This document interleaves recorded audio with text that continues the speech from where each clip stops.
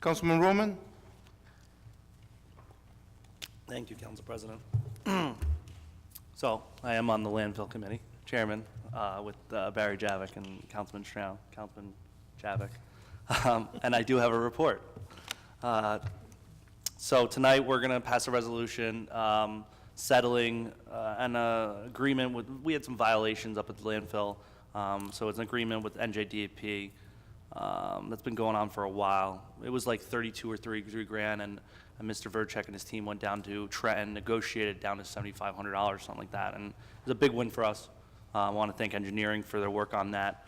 The landfill, and again, I'm new at this, but the landfill's a money pit.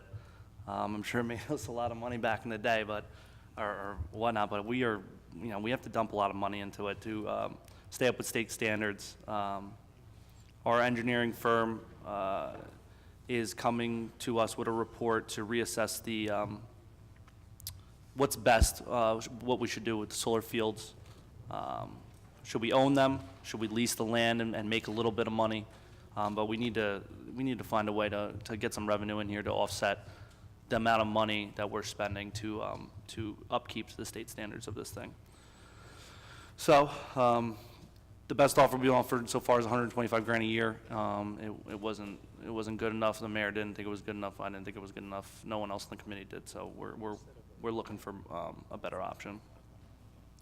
I can't discuss the particulars of the Fiabilia offer as we discussed last meeting, but we're back on the drawing board for that. We're trying to maximize the amount of revenue that we're going to get for that piece of land. Wood Avenue paving is going to continue after 7 p.m. for the next few nights at least. Please know that you can't cross over Wood Avenue. After 7 p.m. you're not going to be able to. So avoid it. Meridia Lifestyles 2 is continuing their progress. They're digging 3 levels underground. We're having a lot of problems with people walking in the street up against the rail towards, we basically, there's no sidewalk there, and people are walking the area, and again, I live right there. Please walk across the street and stay in the sidewalks. Soon we're gonna have nice new crosswalks for you to walk on, so please use them.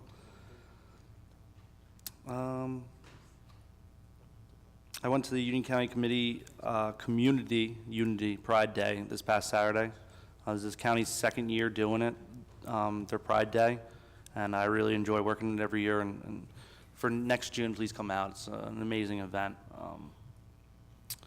I'm planning a 6-ward garage sale for September 8th and September 9th. I'm going to send out a flyer over the summer to 6 warders and give them the information they need to sign up.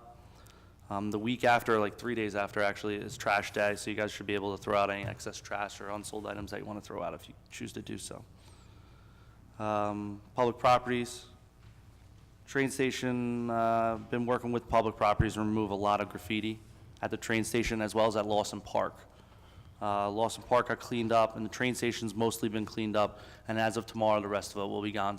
Apparently some kid came and tagged up the platform, tagged up almost everything there, as well as the chalkboard I put up to solicit ideas for the old Linden auto body. As for the chalkboard, I've been out there almost every 2 or 3 days trying to clean it, but honestly, I just can't keep up with it. So I think it's about time. I mean, I've got about 20, 30 different pictures of what could go on there. I've probably erased it over 20 times. So I'm gonna end up taking it down soon. I'm gonna submit the pictures as well as a list to the developer. Obviously, it's up to whoever develops it to put what they want there or what they see fit. Obviously, we have a say in it, but I'm going to send that on to them. We passed a ordinance just before for Hampton and Smith. Again, I discussed this last month. The parking times are 1 to 3 instead of 11 to 3 now. We've had a whole lot of retirements tonight. I want to point out one in particular. I know I've only been here 6 months, but I want to extend a congratulations to a former neighbor of mine, Al McDonald, who's our public properties director, and he'll be retiring at the end of this month. I've known Al since I was a toddler playing the streets with his kids. He's served the city for 38 years, and I want to wish him a relaxing retirement. I want to, again, publicly congratulate the mayor on winning the primary, as well as Councilwoman Yamakaitis, who is now Council President-elect. I also want to congratulate Councilwoman Hickey, Councilwoman Cosby, and as well as Council President Alvarez as their hard fall campaigns. Want to congratulate Councilman Medina as well as Councilwoman Ormond for winning their primaries as well. Standing up for what you believe in and running for elected office is personally one of the hardest tasks I've ever undertaken. It consists of unbelievably long hours, hard work, an untold amount of stress, public ridicule, and sleep deprivation. And every single one of you should be proud of what you were able to accomplish here. It's time that this city heals. It's time the city officials spend their energy working together as opposed to tearing each other apart. And the first step to doing this is showing each other respect. The second step into it is communicating with each other. And this is something I sat at that podium begging for years upon years. We need to communicate with each other face to face and on the phone, as opposed to Facebook or memos or newspaper articles or lawyers. None of us are perfect. You know, someone may come to you and say, oh, you're perfect. No, you're not. Only God is actually perfect. And I'm sure there's going to be hiccups in the road, as there always is, but we need to actually physically dedicate our energy towards healing and towards showing each other respect. And again, I sat down there asking for it, and now as your colleague, I ask for it again. So I also want to thank Councilman Brown for his years of service to the city of Linden. He's not here, is he here? I read recently he was planning on resigning his seat. He just reiterated that he's staying on until next year.